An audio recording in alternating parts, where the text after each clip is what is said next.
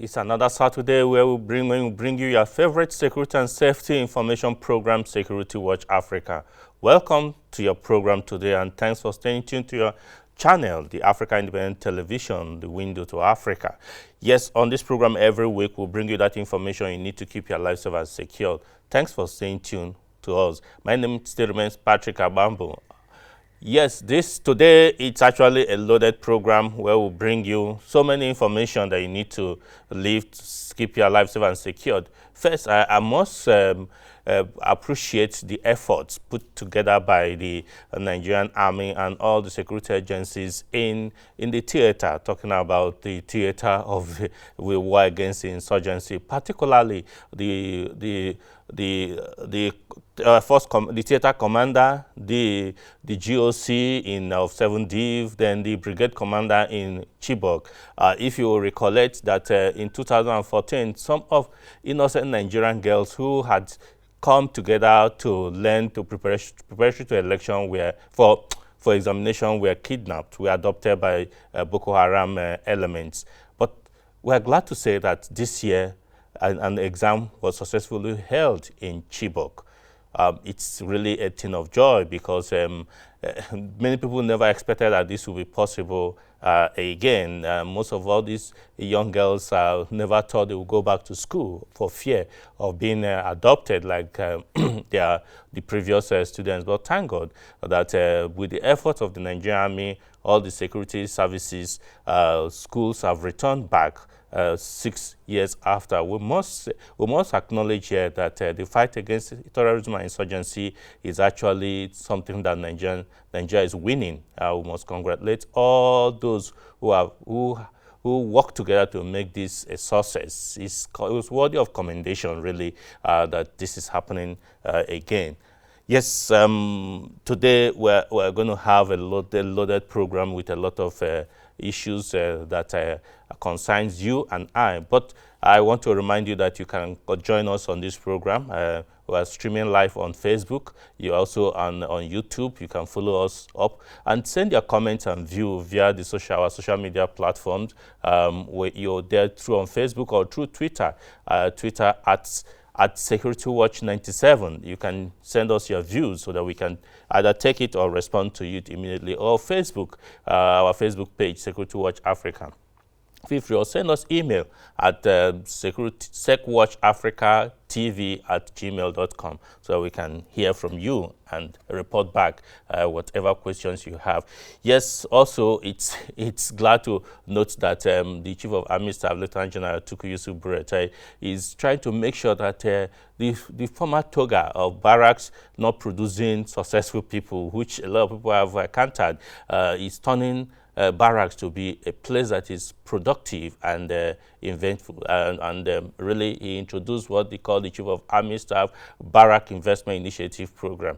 Security Watch Africa visit, we met an active Barrack Investment Initiative Program in Enugu. Sit back as we bring you this report by Shirley Daniels. In the past, barrack life was regarded by many as encouraging laziness and criminality, until the Chief of Army Staff, Lieutenant General Tuku Yusuf Buratai, introduced Barrack Investment Initiative Program, BIIP, which is meant to gainfully engage the families of officers and soldiers of the Nigerian Army and make the barrack life more productive. In one of Security Watch Africa's visits to various divisions and formation of the Nigerian Army, the team saw a functional Barrack Investment Initiative Program being implemented at Apapa Cantonment in 82 Division, Enugu. In an interaction with Mrs. Helen Laraban, who supervises the project in the cantonment as the Magajia and also a wife of a serving soldier, it was revealed that this project has been helpful to the barrack community. The poultry was initiated to help with the soldier's wife. There's a tailoring section, we have a sanitizer section, we have fishery and some other things to make those ones in the barracks. Some of us, I didn't go to school, to at least learn something to do even without writing book. We've been making some small money, like the people that is decorating bedsheet there. The last time we had a visitor from Owerri, some of them sold their bedsheet at a rate of 25,000. And at times we have up to 7-8 crates a day, which we sell a crate for 800 naira. So at least in a day at times we make up to 4,000-5,000 every day. Like people in the tailoring section, there are about 6 months, we have about 1 and something students in that tailoring department. Likewise, bed sheets. Also in the sanitizer section, those that prepare soap, all those house, home. So in this place now, we have about 14 students here. Here we have about 3 students here. Here we have about 4 students here. The Magajia who conducted me round explained some of the processes in the poultry and fishery mini farm. This juvenile is not up to this one. This has gone to even jumbo size. Okay. But juvenile is still small than this one. So this food is for juvenile. He said this bigger one now is supposed to cook. See the big ones we have here. Let me see. But some of these ones here are the same size as those ones. some are bigger. You can see these ones are hungry. They are eating. No, they change their water. So normally if you change their water like this, they're under stress. To further understand the working of the Chief of Army Staff BIIP in Agbaba Cantonment, I visited the tailoring training center and spoke with the instructor, Miss Lydia Ogunkomi. Seriously, they are wonderful. They are progressing. Like within 4 months, they can be able to show even to their own self. When you see what they put on, in fact, they don't go out to make dress anymore. So they make whatever they wear, and I think some of them are having customer on their own at home presently. One of the trainees, whose husband is currently helping to fight terrorism and insurgency in the Northeast, was full of praise of the initiative. When I came here, I don't know how to fix needle on the machine, but since then till now, I can be able to fix and also learn how to sew breast pad and sew. You can make clothes. Like one of yes, I can be able to make clothes for myself and for my children and other people too. I just want to appreciate the effort of the Nigerian Army and also to Mrs. Brati with the GOC wife for the opportunity given to us to be among those that learn through the scheme of the work they provided, that God Almighty will continue to bless them wherever they are in Jesus' name. And we also want to say thank you very much for what their efforts they've put into this scheme to giving us the opportunity to be among the beneficiary. And I thank God for everything, because since I joined this scheme of work since on the 12th of December last year till up to these days, I've learned a lot from it. I could not resist the craftsmanship and beauty of some of their products that I had to buy a dress, and they took my measurement to make more dresses for me.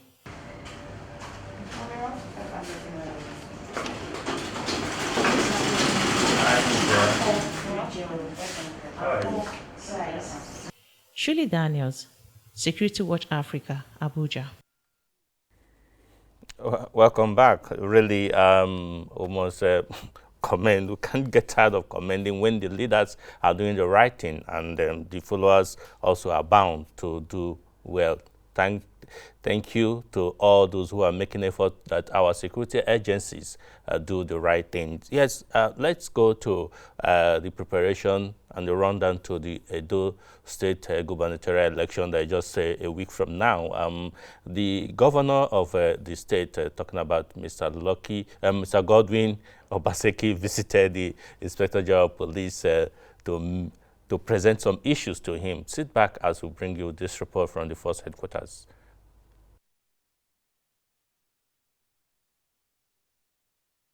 Following the Inspector General of Police, IGP Mohammed Abubakar Adamu's warning to politicians and their supporters in Edo and Ondo State to play by the rules, stay clear of tendencies capable of undermining the upcoming gubernatorial elections in both states, or be ready to face the wrath of the law. The incumbent governor of Edo State, Mr. Godwin Obaseki, and his entourage were received by the IGP, Mohammed Adamu, at the force headquarters in Abuja. The Edo State governor came to present to the police helmsman the catalogue of violence that has occurred since the commencement of electioneering campaigns and to inform the IGP of apprehensions in the states. One of the reasons why people or the citizens of Edo State are apprehensive is the result of a number of cases of violence which has occurred in the last 6 weeks or so. We have catalogued some of them. We have catalogued at least 10 significant ones, and it is giving us concerns because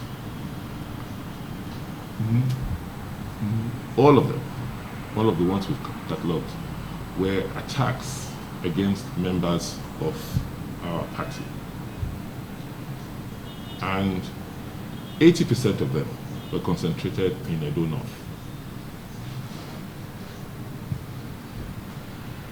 It's violence or confrontation is not unusual in electioneering of this nature.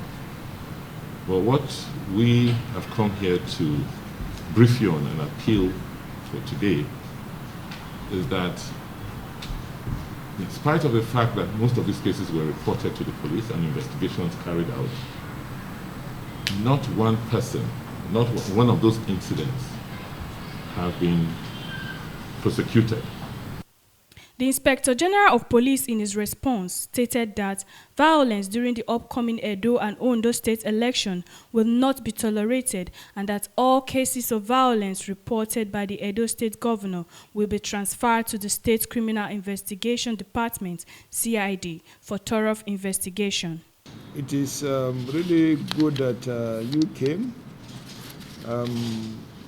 to discuss with us on issues that concerns the election in the forthcoming election in Edo. What we don't want and what we will not tolerate is violence. We've already seen what has been happening during the campaign, a lot of violence from both sides, from PDP and from APC. People are attacking yourselves here and there, and we don't want that. We're aware of that. We call the CP and other tactical officers will push them to Edo to prevent this violence. And if it happens, nobody will be spared. These other cases you gave to us, I believe the Commissioner of Police in the state has taken action with the AIG in the zone to deal with those cases that were reported. Maybe you are concerned now. You are concerned now, up to now, we've not seen results. I've referred the case now to Force CID, in fact, Force Intelligence Bureau, to go into the specific cases you mentioned for thorough investigation. But I'm aware that a lot of case files were opened in Benin over different incidents that occurred from both sides. And as I told you, nobody will be spared. Some were arrested and prosecuted. They were taken back to Edo for prosecution. Some were paraded. We are aware of it, that they were arrested in Benin and were paraded to the public. Just to show you that we are not sitting by and looking at things happening and then we are doing nothing about it. The IGP assured the Governor Obaseki that the police will not spare anyone who tries to cause violence during and after the election. He further warned that any policeman or officer who tries to undermine the election processes will not go unpunished. We want to send this message clearly that Nigeria Police will remain professional in its conduct. The election in Edo and any other election in this country must be conducted in a manner that a level playing field is created for everybody to play his own politics, and Nigerians are allowed to vote whoever they want to vote. Whatever statement coming from any angle showing A, B, or C, just believe us that will be professional, will not be partisan, we shall be neutral. Any officer, Nigeria Police as an institution, will remain professional, neutral, and will create a level playing field for free and fair election. But any officer within us that decides to do otherwise, that officer will not be spared. The Edo State Governor, Mr. Godwin Obaseki, thanked the IGP for his continuous support towards tackling the security challenges. We are here this afternoon first to appreciate you and the efforts of members of the Nigerian police in keeping the peace and the hard work they have continued to undertake in our state. As the Chief Security Officer of Edo State, I've had the benefit and privilege of working with your men, from the AIG to the Commissioner and the Chief Operatives of the Nigerian Police in Edo State. And I want to thank you for the support you've always given to them, and to say we as a government will continue to partner to work with them in spite of the challenges, security challenges that we face in our country. Already, the Inspector General of Police has deployed DIG Adeleye Oyebade, the Deputy Inspector General of Police in charge of research and planning, to supervise the general security arrangement for the governorship election in Edo State. He is to be assisted by AIG Hosea Hassan Kamar for effective monitoring and enforcement of all electoral laws in the state. 8 commissioners of police were equally deployed to the state for the election. Some of the CPs include CP Garba Baba Umar, head of Interpol Abuja National Central Bureau, CP Habu Sani, and CP Akira Yunus, among others. Come September 19, when the election will take place, politicians, their supporters, and the electorate are expected to shun all forms of violence and ensure peaceful conduct during and after the gubernatorial election. Shekina Chinkere, Security Watch Africa, Abuja. Welcome back. We'll join to employ and encourage all those who are eligible to vote in Edo to please, and the politicians themselves to please play according to the rules and avoid violence. Yes, let's quickly bring you another issue that troubles a lot of people. Are afraid, especially in the FCT, Federal Capital Territory, Abuja, about the recent attacks in some communities. Security Watch Africa, Elizabeth Tanko went to the streets of Abuja to find out how are people feeling these issues. And we also will bring in to you the Commissioner of Police, FCT, talking about CP Balachiruma, to speak to us about what the police is doing to counter this increasing threat of fear in the FCT. Sit back as we bring you this report by Elizabeth Tanko. Insurgency and terrorism in Nigeria has generated many security concerns. Between 2012 and 2014, the Federal Capital Territory, FCT, witnessed many deadly terror attacks. Many residents still remember those fearful days. With the recent leakage of a purported internal memo for personnel of Nigerian Customs Service, warning of terror attacks in the Federal Capital Territory and its environs, and the attacks on some communities in Abuja, particularly in Tungamaje, fear of terror attacks have gripped some residents. Security Watch Africa took to the street of Abuja to find out if the attacks in some communities in Abuja are related to the controversial intelligence reports, and what should security agencies be doing. For every rumor, there must be an iota of truth. But and the whole thing is that, and for such information to have been dished out from quarters like the Office of the Controller General of Customs, should be an iota of truth. And considering what has been happening in some environs, like Tungamaji and all that, and it goes to show precisely that there's an iota of truth. And that's the more reason why there should be a synergy between our security forces. Because considering the geographic proximity of Tungamaje to the metropolitan here, it shows precisely it might be a matter of time for these people to actually launch an attack in this place. So as much as possible, I think it's very important for the security agencies to take this matter very seriously. Because if they don't, it's possible for them to actually take us unawares. And by the time they take us unawares, well, the consequence could be dastardly. So let the security forces work in synergy. the police, the DSS, the military. Let there be intelligence gathering. Let there be, they should be able to work together so that anything that's going to happen from Boko Haram or any of these people should be averted. Yes, already we have online with us the Commissioner of Police, Federal Capital Territory, CP Balachiruma, a man who never condone any insecurity. He's already on the line with us. How are you, sir? Great. Yeah, so a lot of people seems to be worried about the attack recently in some communities in FCT.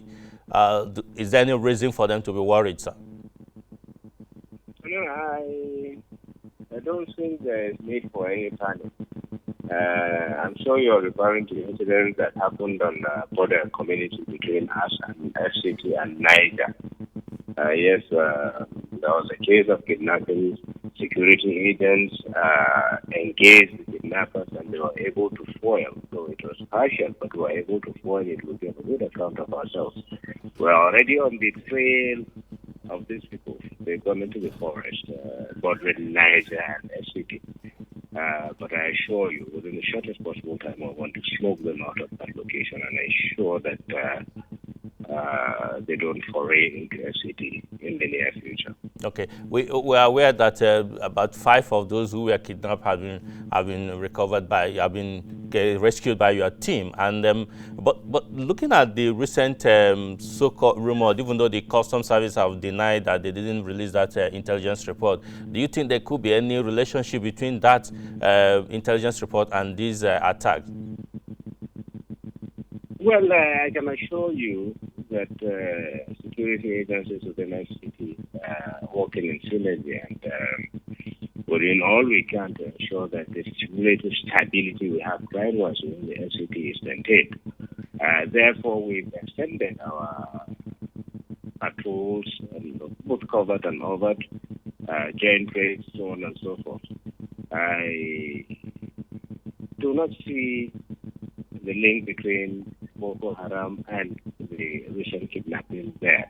But it is important that we prepare for any eventuality. No information should be treated lightly, and that is our thinking. All right, so we'll allow you to go, but let me take this question for you again. So, some people are saying that there are some remote communities other than the metropolis, which is the center of Abuja. There are some of these remote communities. Are your men ready to extend these patrols and security surveillance in those communities? No, I tell you, we already have that on the ground. If you look at Rukochi, there's almost no significant settlement that we've not deployed now. And all border communities were quite aware that it's accessible to forays by criminals from from neighboring states. And therefore, adequate deployments are being made to these locations in order to make sure that we checkmate any eventuality. Almost. Thank you very much for your time, sir. You're welcome. Yeah, and that is all we can take on the program today. But stay tuned for another edition of this program next week when we'll bring you another exciting edition. I'm sure that we are preparing something wonderful for next week. We are planning to make a trip to Edo State to bring you a report of what is happening on ground there in Edo State. Until we come your way again next week, I say thanks for staying tuned and bye for now.